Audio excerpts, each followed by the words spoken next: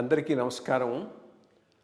IYR talks మొదలుపెట్టి ఎఫెక్టివ్గా postings మొదలుపెట్టి ఒక సంవత్సర కాలం అయింది.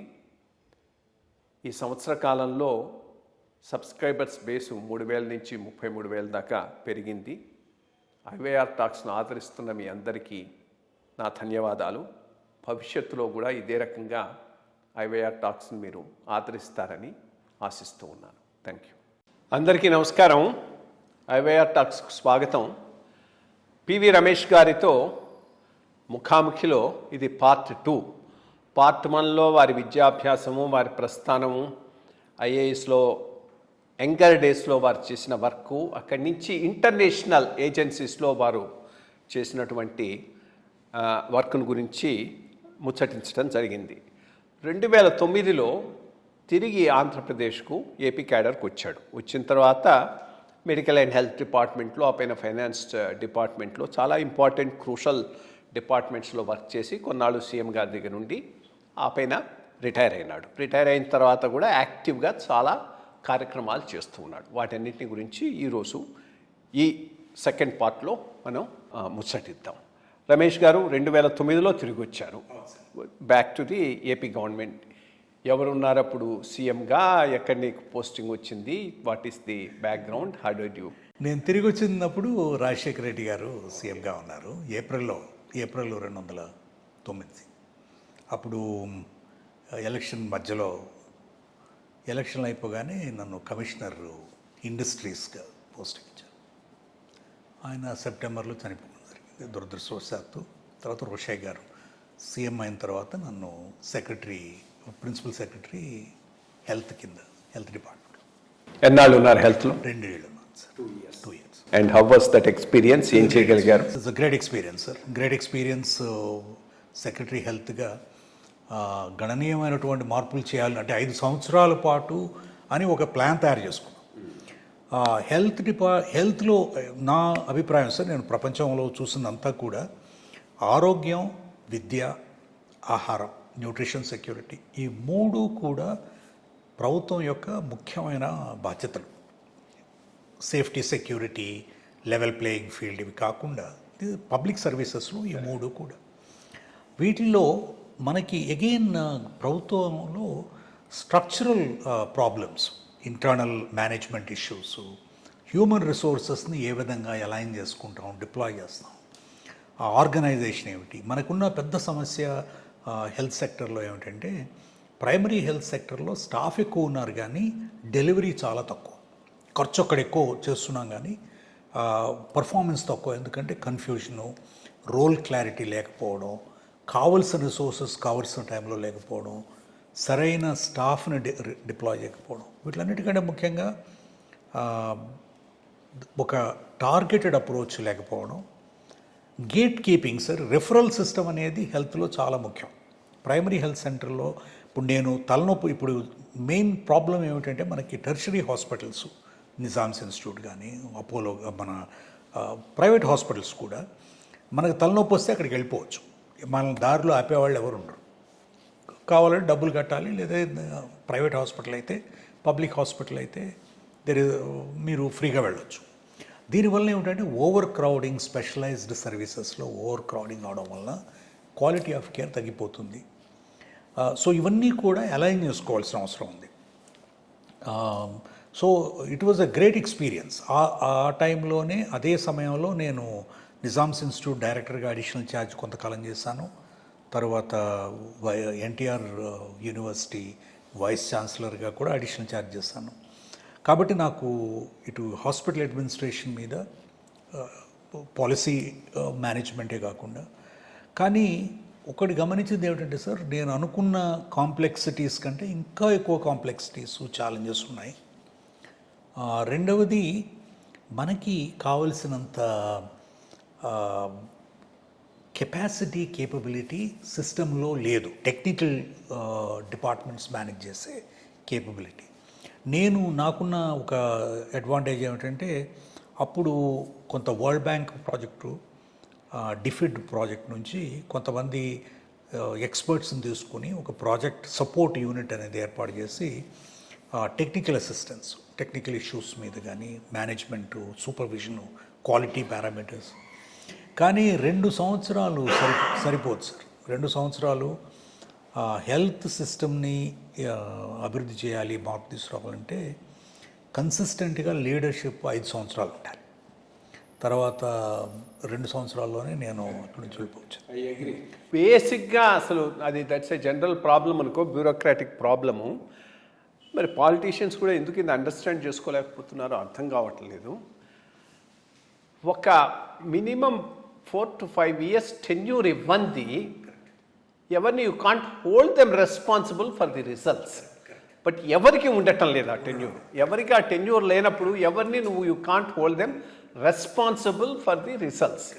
So it's a very unfortunate. అక్కడనే government of India shines. That 5 years tenure అనేది that really gives people to అటువంటి సిస్టమ్ ఏదైనా స్టేట్ గవర్నమెంట్లో రానంత వరకు ఈ ఈ ఈ rotation based upon all sorts of allegations, recommendations పడగలేదని చేయటంతో administration is going for this thing. I fully agree. రెండవది ఏమిటంటే సార్, ఇప్పుడు ఒక ఏదైనా sector, particularly sector like health care or education, మీకు కంటిన్యూటీ అనేది ఎవరు వచ్చినా కూడా, ఏ ఆఫీసర్ వచ్చినా, ఏ రాజకీయ నాయకులు వచ్చినా, ఎవరున్నా కూడా, ఏ డాక్టర్ ఉన్నా, ఒకే ఒక స్ట్రాటజీ, ఒక ప్లాను, ఒక ప్రోగ్రామ్ అనే కంటిన్యూటీ ఉంటే ఎగైన్ సమస్య ఉండదు. మనకి ఐఏఎస్లో ఇంకొక పెద్ద సమస్య, ఇది రాజకీయంగా కంటే కూడా it's a personality issue in my view. మనం ఒక ఆఫీసర్ చేసింది ఇంకొకరు చేయరు, దాన్ని కంటిన్యూ చేయడం. అవును, absolutely. Particularly innovation, transformational intervention చేస్తే అది రమేష్ గారి మోడల్ లేదా అవతల పడే మనం కొత్త model. So bigger damage is actually done by our own colleagues than by the political system. అక్కడి నుంచి ఫైనాన్స్కి వచ్చారు. Finance you had a good tenure of about 5 years. Oh it's excellent. Okay, 5 years tenure is a great tenure. So అక్కడ what are the major things that you have done? Finance as you know, మీరు పనిచేస్తారు, మీకు తెలుసంతా. ఫైనాన్స్లో మనం చేయాలనుకుంటే చాలా చేయొచ్చు sir. ఒకటి నేను ముఖ్యంగా 3-4 అంశాలని ఫస్ట్ చెప్తాను. ఒకటి కంప్లీట్ ఆటోమేషన్ సార్. ఈ కాంప్రిహెన్సివ్ ఫైనాన్షియల్ మేనేజ్మెంట్ సిస్టమ్ తీసుకొచ్చింది, ఇంటిగ్రేట్ చేసి సింగిల్ సోర్స్ ఆఫ్ ట్రూత్, అంటే from resource management, budget management, expenditure management, staff management, the whole thing, treasury management అన్నీ కూడా ఇంటిగ్రేట్ చేసి, దట్ ఈజ్ ఎ అది చాలా పాజిటివ్ అనుకున్నాను నేను. కానీ దాన్ని అదే ఆ తర్వాత జరిగిన it's a tool that's correct, అది correct. You can break your head or you can do good for that, but that was a great thing. Second thing was ఒక కంప్లీట్ హ్యూమన్ రిసోర్సెస్ యూనిట్ అనేది ఒకటి ఫైనాన్స్లో ఏర్పాటు చేశాను sir. నేను గమనించింది ఏమిటంటే, యాక్చువల్గా జిఏడి సర్వీసెస్ మేనేజ్ చేస్తారనుకుంటాం. ఏ డిపార్ట్మెంట్ ఆ డిపార్ట్మెంట్ సర్వీసెస్ మేనేజ్ చేస్తారు. బట్ జరిగేది ఏమిటంటే సార్, రియల్లీ జిఏడి సర్వీసెస్ ఈ సెక్రటరియేట్ సర్వీసెస్ మాత్రమే మేనేజ్ చేస్తారు. సో ఓన్లీ సెక్రటరియేట్ సర్వీసెస్, అది కూడా మళ్ళీ finance, law department as you no అవి సింగిల్ యూనిట్స్ కాబట్టి అవి మేనేజ్ చేయరు. మిగిలిన డిపార్ట్మెంట్స్లో హ్యూమన్ రిసోర్సెస్కి అది ప్రత్యేకమైనటువంటి శ్రద్ధ చూపించే వ్యక్తులు కానీ డిపార్ట్మెంట్స్ కానీ లేవు. అందుకని అన్ని ఫైనాన్స్లోకి రావాలి కాబట్టి పెద్ద ఖర్చు, ప్రభుత్వంలో పెద్ద ఖర్చు వ్యక్తుల మీద ఎవరైతే పనిచేస్తున్నారో. అందుకని అన్నీ కూడా సెంట్రలైజ్ చేస్తాం సార్ ఫైనాన్స్ డిపార్ట్మెంట్లో. స్టాఫ్ మేనేజ్మెంటు, హెచ్ఆర్డి యూనిట్ అని పెట్టి ఇన్వెంటరీ సెన్సస్ ఆల్ స్టాఫ్, వాళ్ళు కాంట్రాక్ట్ కావచ్చు, outsourcing or regular staff. Then staff రిక్రూట్మెంట్లో కొన్ని మార్పులు తీసుకొచ్చాం విత్ చీఫ్ సెక్రటరీ గారి ఆధ్వర్యంలో కమిటీ పెట్టి విత్ ది అప్పుడున్న ఏపీపీఎస్సి ద్వారా ఏపీపీఎస్సిని రిక్రూట్మెంట్ ప్రాసెస్లో క్యాలెండర్ ఇవ్వడం, ఒక సిస్టమ్ ప్రకారం చేయడం. దెన్ మనకేమిటంటే సార్, ఇప్పుడు స్టాఫ్ వాజ్ ఒరిజినలీ మనం పెద్దగా స్ట్రక్చర్ ఆఫ్ ది గవర్నమెంట్లో మార్పు రాలేదు. 56లో ఎలా ఉందో అది కొంచెం చిన్న చిన్న మార్పులు చేస్తున్నాం. స్టేట్ డివైడ్ అయిన తర్వాత అప్పుడు ఒక పెద్ద ఆపర్చునిటీ వచ్చింది అనుకున్నాను నేను. ఎందుకంటే మీకు స్టాఫ్ సగం అయిపోయారు, సపోర్ట్ స్టాఫ్ సగం అయిపోయారు, సీనియర్ స్టాఫ్ సగం అయిపోయారు. కాబట్టి దాంట్లో but the work load full complement కాబట్టి తగ్గుతుందని దానికి చాలా సజెషన్స్ చేశాము. కొన్ని అడాప్ట్ అయ్యారు, కొన్ని కాలేదు. But the entire staff management, new post sanction, promotions, recruitment, ఇవన్నీ కూడా అలాగే పెన్షన్, రిటైర్ అయిన రోజే పెన్షన్ ఇవ్వడం, శాంక్షన్ చేయడం, ఇవన్నీ ఒక సిస్టమ్ ఒకటి ఏర్పాటు చేశాను sir. That is I feel is a strong big thing. Third of course was in the budget, how do you really create resources where they are most required? Health sector, I am very proud to increase health sector allocation by almost double చేసాం sir health sector allocation. Then for judiciaryతో how could you do it? First కాస్త explain చేయి. ఎందుకంటే two things in the end, allocation is political, not administrative. So ఇంత competing requirements ఉన్నప్పుడు populist schemes మీద politicians focus చేసినప్పుడు health and education automatically are suffering. So దాంట్లో ఏమీ లేదు. At a bureaucratic level, if you are able to increase it, somewhere something should have been cut. దానికి political leaders ఒప్పుకున్నారా? అది ఎట్లా మేనేజ్ చేయాలి? Sir, you go back and మీరు కాంగ్రెస్ గవర్నమెంట్లో చూస్తే స్టేట్ డివైడ్ అయ్యే వరకు we were revenue surplus, we were never our borrowing, మనం ఏదైతే మనకి physical deficit was never there. It never exceeded more than 2.5%. మనం ఎప్పుడు బారో చేయలేదు ఎక్స్ట్రా. సో ఫిజికల్ స్పేస్ ఉండేది సార్. ది ఫస్ట్ 2 yearsలో, 2.5 yearsలో they was enough physical space. Each department always these are, మీకు తెలియదు ఏముంది, negotiated space between chief minister, finance minister and the finance secretaries. It is a negotiated space. So making a marginal difference of 500 crores, 600 crores, 1000 crores in the overall budgetary envelope of 2 lakh. అప్పుడు మీరు గుర్తుంటే 2014 budget when we were dividing was 2 lakh, అప్పటికే 2 lakh అయిపోయింది, 2,35,000 crores. So పెద్ద elasticity is not a very big difference in my view. అలాగే sir, అంటే some finance commission, I piloted the 14th finance commission and later the 15th finance commission. 14th finance commission మీకు తెలుసు, it's a big allocation, big jump, 32% to 41%. రెండవది revenue deficit grant, specifically ఆంధ్రాకి, some of the states revenue deficit grant. So some of these things was basically also is how we project our self. So 14th Finance Commission before bifurcation entire state ki chesam sir. Then division అయిన తర్వాత మీకు తెలుసు separate state కూడా proposals పంపించాం. So some of these, and then of course is the tighter management of the budget and also creative negotiation. మీకు తెలియదే ఉంది, ఇప్పుడు స్టేట్ వెన్ లోన్ వేవర్ని మనం how we converted that with the Rythu Sadhikara Samstha and also using the technology, we managed that into 4 years tenure. అలాగే ఆయన 10,000 per woman self help గ్రూప్స్కి దాన్ని కూడా మహిళా సాధికార సంస్థ ద్వారా instead of loan waiver we converted that into a capitalization. So some of these can be creatively managed, sir. Overall health you were able to enhance the budget. Yeah. And also strengthen the judiciary, sir. Judiciary always మీకు జ్ఞాపకం ఉంటుంది, judiciary ఎప్పుడు complaint చేసేవాళ్ళు, కోర్టులు లేవు, buildings లేవు, తర్వాత high court minimum facilities లేవని. So I developed a system. అప్పుడు మదన్ లోకూర్ గారు ఉన్నప్పుడు, when he was the first judge, so high court judge, he established a system of having bi-monthly meeting with the finance secretary and to just for coordination. Adi that helped a lot, sir. Adi state divide అయ్యే వరకు continue అయింది. ఆ తర్వాత court అక్కడ ఉండిపోయింది, మనం ఇక్కడికి వచ్చేసాం కాబట్టి didn't continue. But it was very constructive.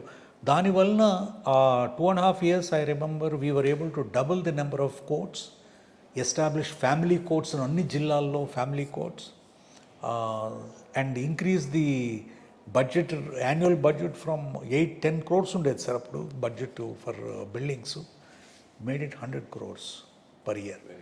So some additionality. అలాగే modernisation of prisons, some of this are. Then 5 years was a well spent time. అక్కడి నుంచి ఆర్ఈసీకి వెళ్ళారు. ఆర్ఈసీలో ఎన్నాళ్ళు ఉన్నారు? 2.5 సంవత్సరాలు. REC also was a great institution sir. ఎందుకంటే REC is a listed company, state own company. It's a listed company, it's listed company. And it's a public listed, public listed company. It's a very it's a highly valuable shares.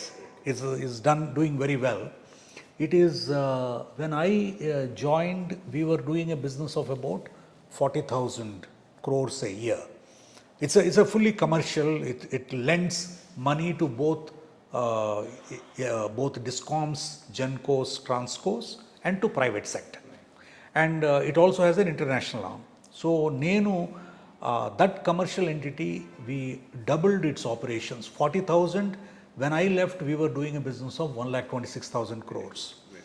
And lot of capitalization of the capital raising, because you are lending and recovering, margin is what comes the profits.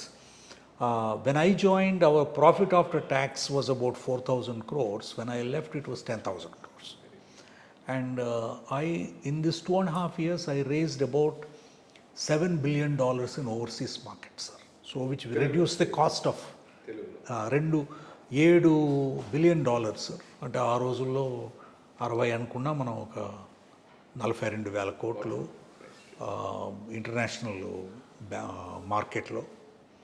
తర్వాత REC brand international profile establish చేశాను. ఎందుకంటే మన దేశం నుంచి మొట్టమొదటి green bond REC raise చేసాం. June 2017 first time London stock ఎక్స్చేంజ్లో launch చేసాం అది. సో ఇండియాకు ఒక దట్ వాజ్ ఎ క్రెడిట్ అనమాట.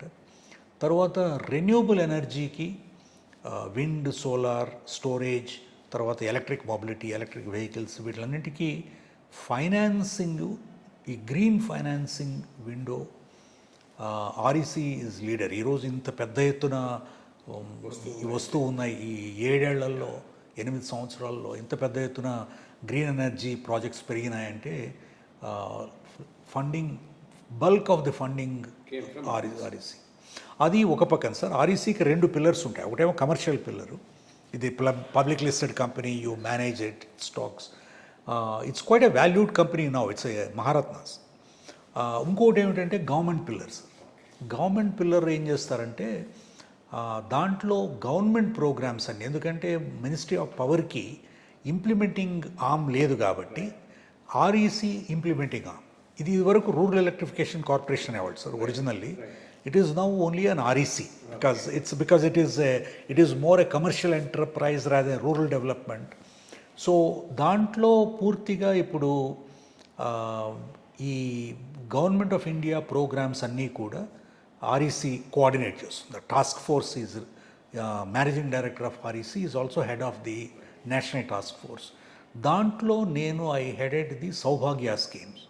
సౌభాగ్య, దీన్ దయాళ్ ఉపాధ్యాయ గ్రామ్ జ్యోతి యోజన, దెన్ ఉదయన్, ఈ 3 స్కీమ్స్.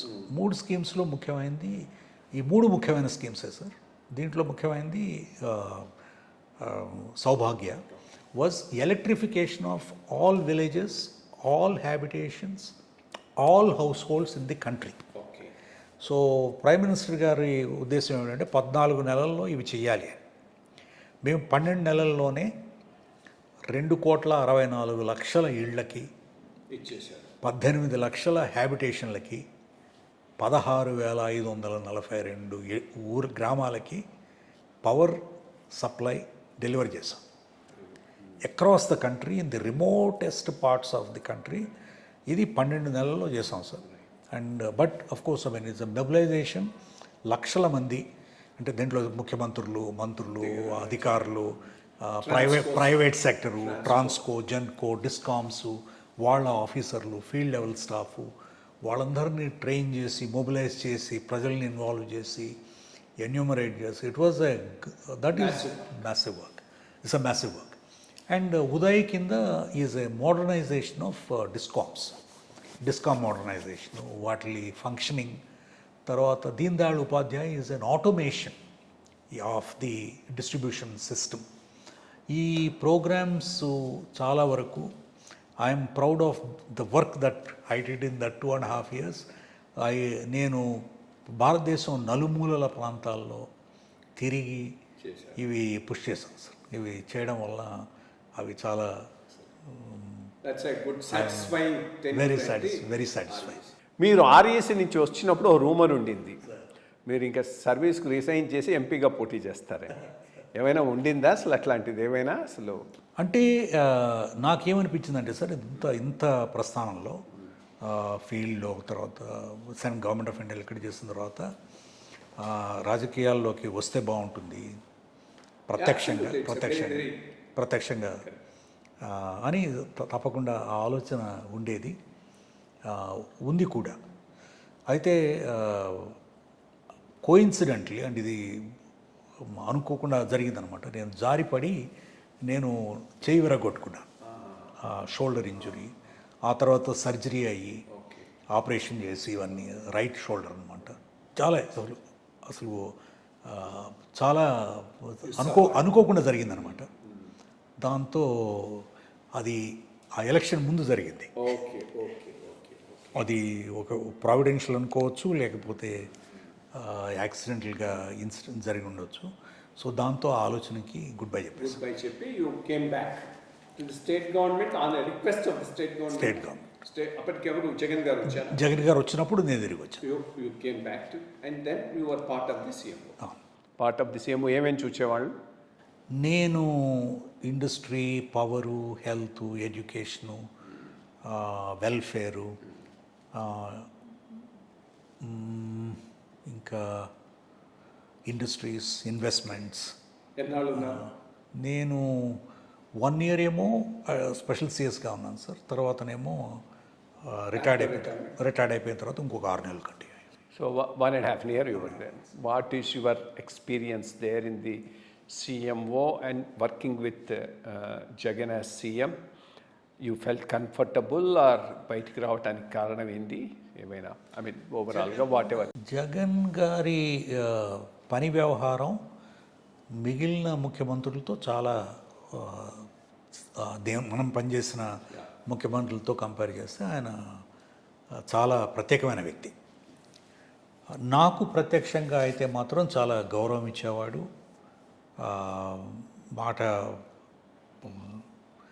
నాకు ఫ్రీడమ్ ఇచ్చేవాడు మాట్లాడడానికి.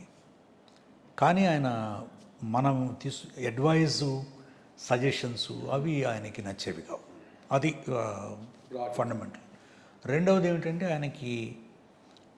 ఆయన ఏం చేయాలి, ఏమి చేయించాలి, ఎలా చేయించాలి అనే దాని మీద కూడా ఆయనకి చాలా క్లారిటీ, ఒక స్పెసిఫిక్ ఐడియా ఉండేది.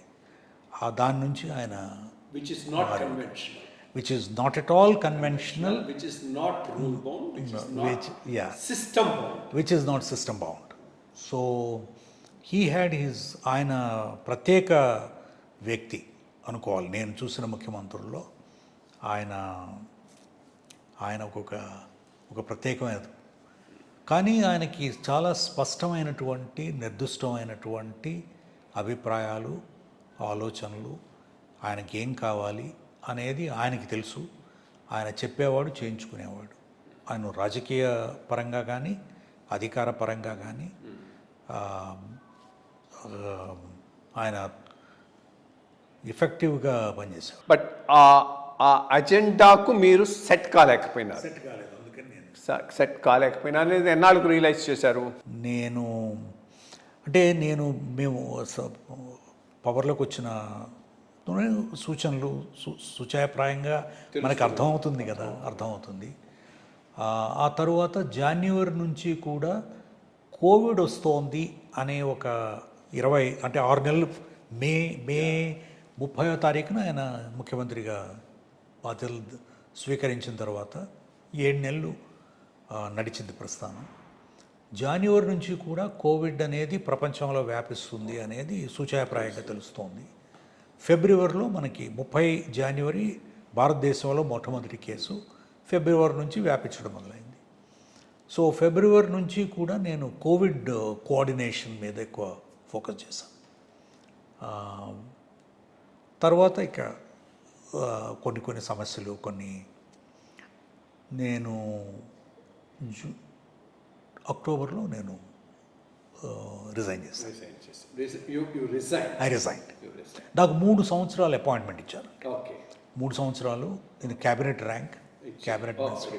I was in the rank of. అదే చాలా మంది అడ్వైజర్లు పని లేకుండా ఉన్నారు జగన్ పీరియడ్లో అనేది ఒకటి ఉండింది. చాలామంది ఏదో నువ్వు అప్పుడు నేను అపోజిషన్లో ఉన్నప్పుడు సహాయం చేసావు, తీసుకో అడ్వైజర్ అన్నట్టు చాలామందికి ఇచ్చారు. చాలామంది ఈవెన్ నేను రామచంద్రమూర్తి గారు కూడా వచ్చేసాడు కదా. రామచంద్రమూర్తి గారు నేను కలిసి వచ్చేసాము. రామచంద్రమూర్తి అంటే నేను సీఎంఓలో ఉండేవాడిని కాబట్టి నాకు ఆయన గౌరవం, ప్రత్యక్షంగా ఆయన్ని రెగ్యులర్గా కలవడం అది బాగానే ఉండేది. కానీ రిజల్ట్ లేని జీవితం అనిపించింది. అదే కాంట్రిబ్యూషన్ ఏమీ లేదు. I mean he has his ideas, he wants to go like that. దానికి నువ్వు ఫిట్ అయితే ఫిట్ అవుతావు, లేకపోతే బైపాస్ చేసేస్తాడు. That's a very very power కోసం, అథారిటీ కోసం, ప్రాక్సిమిటీ కోసం పనిచేసే వాళ్ళకి అది చాలా బాగానే ఉంటుంది. కానీ ప్రజల మంచి కోసం, మార్పు కోసం, ఒక మంచి ఉద్దేశంతో పనిచేయాలనుకుంటే మనం కంట్రిబ్యూషన్ ఏమి అవకాశం లేదు.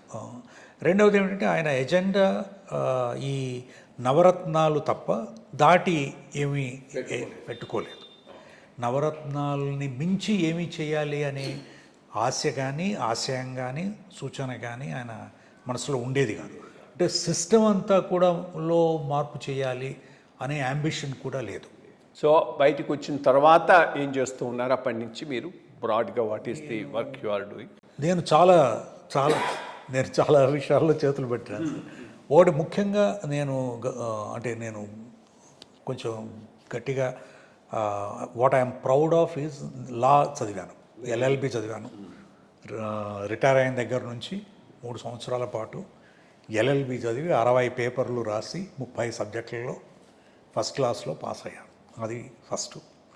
లాయర్గా బార్ కౌన్సిల్లో రిజిస్టర్ చేసి all India bar council exam pass అయ్యాను. ఇప్పుడు ఆ ప్రస్థానం మొదలుపెట్టే దశలో ఉన్నాను. అది ఒకటి. రెండవది, నేను కౌటిల్య స్కూల్ ఆఫ్ పబ్లిక్ పాలసీలో విజిటింగ్ ఫ్యాకల్టీగా హైదరాబాద్ గీతం universities, Kautilya school of public policy, అక్కడ మాస్టర్స్ డిగ్రీ ఇస్తారు. అక్కడ నేను public policy, public finance, public health మీద నేను లెక్చర్స్ తీసుకుంటాను యాజ్ అ విజిటింగ్ ఫ్యాకల్టీ. నేను I'm also on the council of governors of ASCII. ఈ యాస్కీలో కూడా అప్పుడప్పుడు లెక్చర్స్ ఇస్తుంటాను. అది కాకుండా కొన్ని బోర్డ్స్లో, కంపెనీ బోర్డ్స్లో నేను ఐఎమ్ ఇండిపెండెంట్ డైరెక్టర్. తర్వాత మెగా ఇంజనీరింగ్ ఇన్ఫ్రాస్ట్రక్చర్ గ్రూప్కి 2 సంవత్సరాల పాటు as head of corporate strategy and investment management, acquisitions, mergers మీద పనిచేస్తాను. సో దాంట్లో ముఖ్యంగా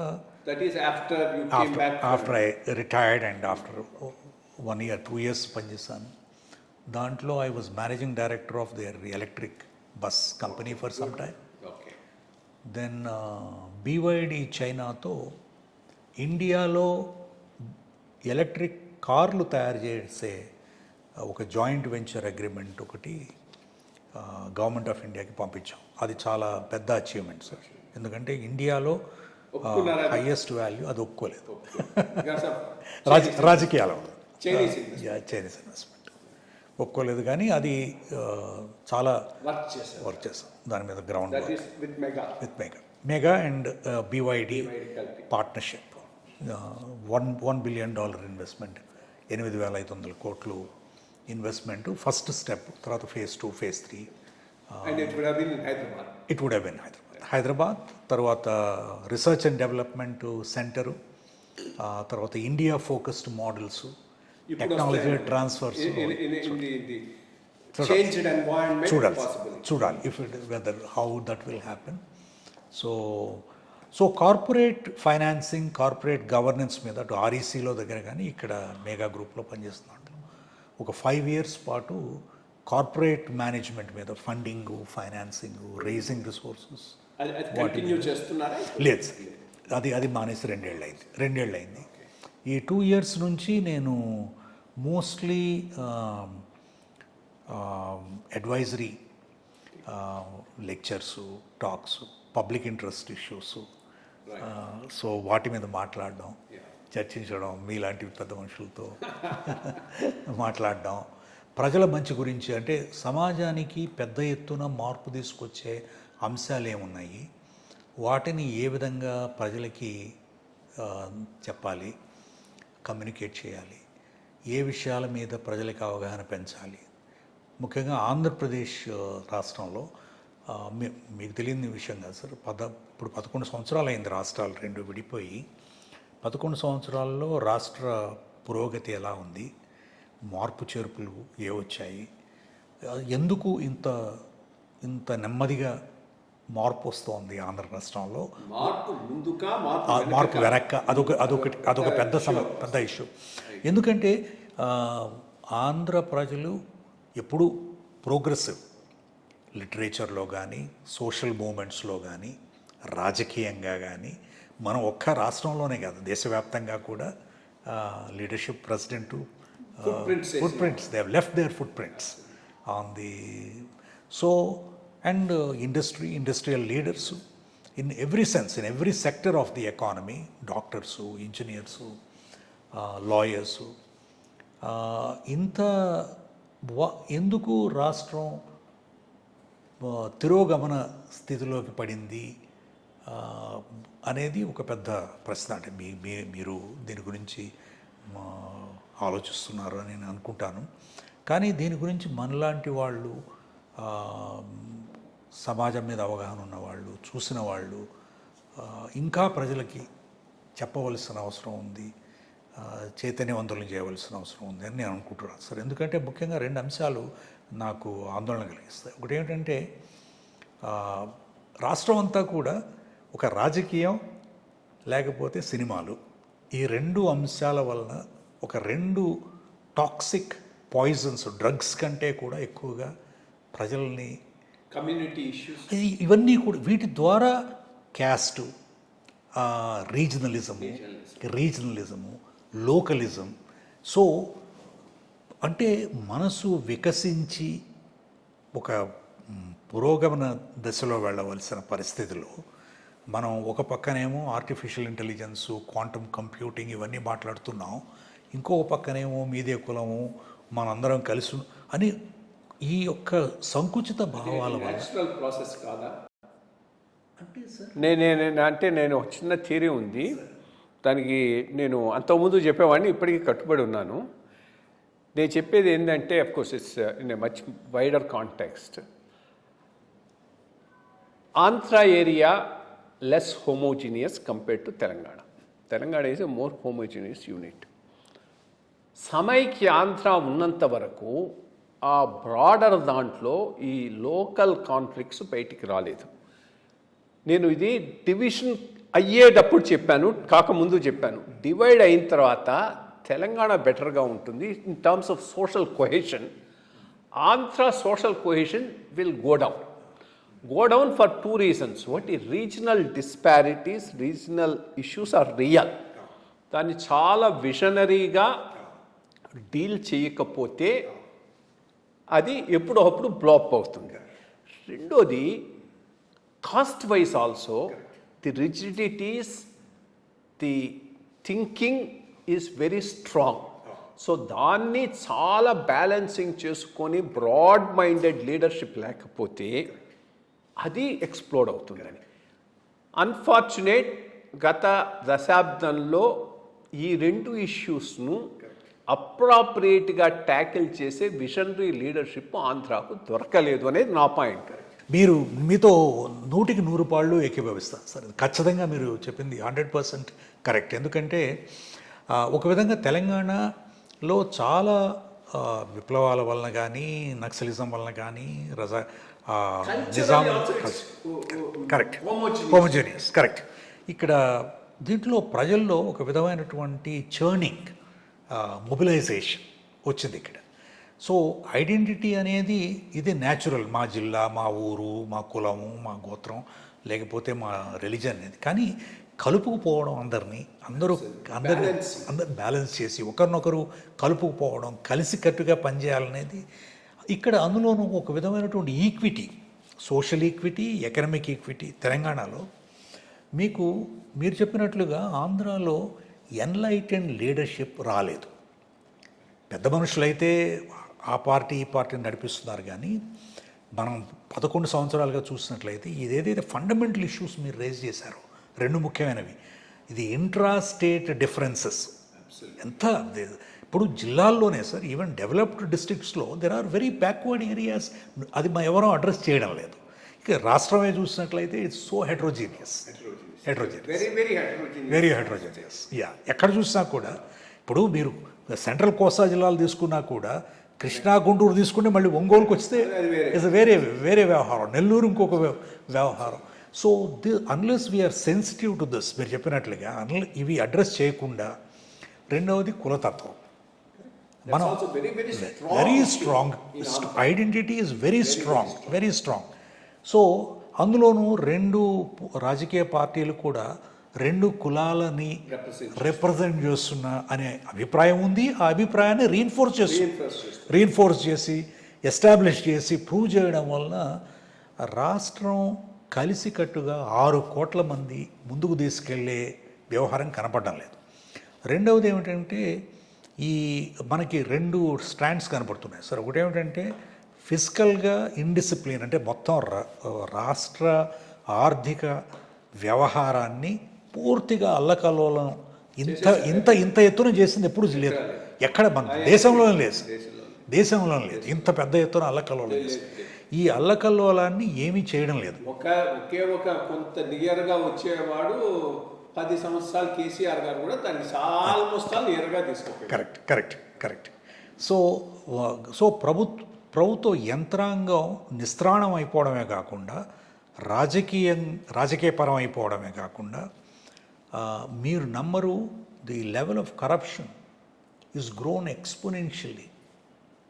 ఇదేమిటంటే ఒక లెజిటిమసీ అనమాట, పైవాడు తీసుకున్నప్పుడు నేను ఎందుకు తీసుకోకూడదు అనేది. సో ఇవన్నీ కూడా this is a fatal cocktail in my view.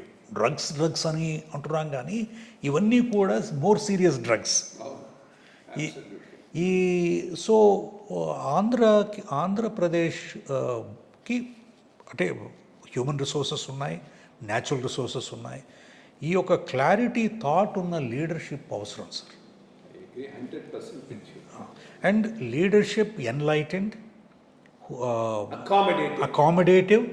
accommodate everybody, region, language. Sensitive to the diversity. First thing is, leader should be sensitive to the diversity of the state. So అది లేకపోతే ఇంకా రాష్ట్రం ఇంకా తిరోగమనం. ఇప్పటికే మనకి దక్షిణ భారతదేశంలో ఉన్న 5 రాష్ట్రాల్లో మనం చివరున్నాం సార్. అన్నిటిలోనూ కూడా ఆంధ్ర రాష్ట్రం చివరుంది. పారామీటర్స్ తీసుకుంటే పర్ క్యాపిటల్ ఇన్కమ్ కానీ, హెల్త్ పారామీటర్స్ కానీ, ఎడ్యుకేషన్ కానీ, ఓవరాల్ డెవలప్మెంట్ ఇండికేటర్స్. సో ఇది ఒక tipping point. This is a challenge for political parties, people, ప్రజలు, రాజకీయ నాయకులు, సాంఘికంగా పనిచేసే నాయకులు. అండ్ వీటన్నిటికీ top of it vengeance politics అదొకటి కూడా, దట్స్ ఆల్సో బాగా కలుషితం చేసేస్తున్నది మొత్తం. అంతకుముందు లేదు, కొత్తగా వచ్చింది. అండ్ పూర్తిగా పోలీస్ కానీ, ఫీల్డ్ లెవెల్లో పనిచేసే అధికారులు కానీ పూర్తిగా రాజకీయ వాతావరణంలో, రాజకీయ పార్టీ ఏదైతే అధికారంలో ఉందో వాళ్ళ గురించి వాళ్ళు చెప్పింది చేయడం తప్ప ఇంకో రకంగా లేదు. అదే మీరు ఈ మధ్య పీపీపీ మీద కూడా మాట్లాడారు కొంత. ఐ థింక్ దాని మీద పబ్లిక్ ఇంట్రెస్ట్ లిటిగేషన్ కూడా వేయడానికి రెడీ అవుతున్నట్టున్నారు. నేను కూడా నా ఐవా టాక్స్లో చెప్పాను. అదే ఐ మీన్ కొత్తగా మొదలు పెడతారంటే అది వేరే విషయం. ఉన్న వాటిని పీపీపీలోకి మార్చడం అర్థం లేదనేది నా పాయింట్ కూడా. Absolutely true. ఐ మీన్ డబ్బులు లేవు అంటే డబ్బులు చాలా వాటికి లేవు, దీనికి ఒకదానికే లేవనేటటువంటిది ఇష్యూ కాదు. సో దీని మీద మీ పిల్ల ఎట్లా ఉంది, అసలు మీ ఫ్యూచర్ కోర్స్ ఆఫ్ యాక్షన్, యాక్టివ్గా ఉన్నంతకాలం ఏదో ఒకటి చేయాలనుకుంటున్నారు కాబట్టి with reference to the state కాస్త మీ view for the future next 10 years ఏమనుకుంటున్నారనేది కాస్త చేస్తారు. రాష్ట్ర అభివృద్ధికి, రాష్ట్రంలో రాజకీయ మార్పుకి, సాంఘిక పరిణితికి తప్పకుండా నేను కృషి చేస్తాను సార్. అది ఏ పద్ధతిలో అయినా కూడా నేను 100% నా జీవితాన్ని అంకితం చేయడానికి అవసరం వస్తే పొలిటికల్గా కూడా అవును సార్. ఎందుకంటే ఇది చాలా అవసరం, రాష్ట్రానికి అవసరం, రాష్ట్ర ప్రజలకి అవసరం. దీని గురించి ప్రజలు కూడా తీవ్రంగా ఆలోచిస్తారని నేను అనుకుంటున్నాను. నేను పిలిపించేది ఏంటంటే యువకులు, చదువుకున్న వాళ్ళు, ఆలోచించేవాళ్ళు, సమాజం గురించి కొంత అవగాహన ఉన్నవాళ్ళు, ఎవరైతే ఎక్స్పీరియన్స్ ఎక్స్పర్టీస్ ఉన్న మీలాంటి వాళ్ళు ముందుకొచ్చి ప్రజల్ని నడిపించవలసిన అవసరం ఉంది, చెప్పవలసిన అవసరం ఉంది. మనం ఎంతవరకు చేయాలో అంతవరకు, మొత్తం అంతా మార్చలేకపోయింది. ఎందుకంటే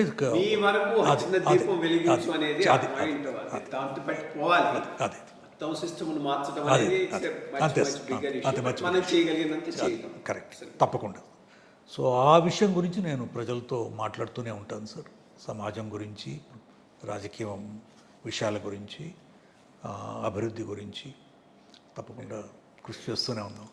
సో ఇదండి ఈరోజు మనం పివి రమేష్ గారితో ప్రస్థానం.